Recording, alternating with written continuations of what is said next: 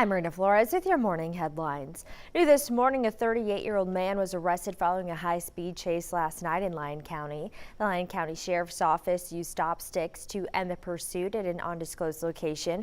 While the identity of the arrested individual has not been released yet, jail records show the man was booked on suspicion of fleeing and driving with a suspended license.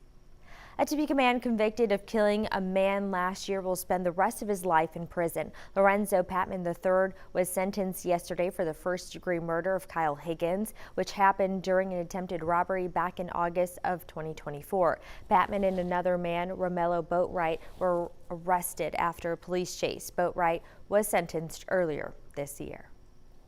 And that's a look at your 13 News This Morning headlines. You can head to our website, WIBW.com, for more stories and more information. Now let's take a look at the weather with Doug Myers.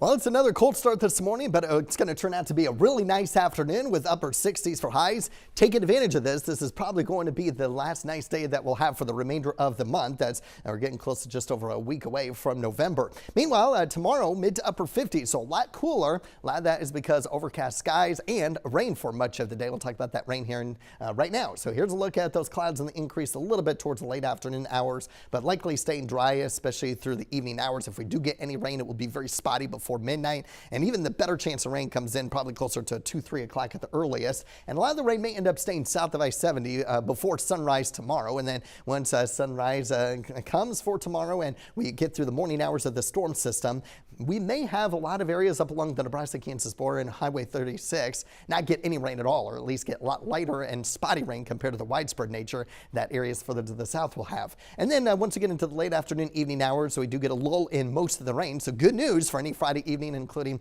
high school football games that you might be going to. Otherwise, here comes more rain as we head towards Saturday, where a lot of it will be along and south of the Turnpike. So that's going to be something we'll be monitoring closely for the Sunflower Showdown in Lawrence with 11 a.m. kickoff.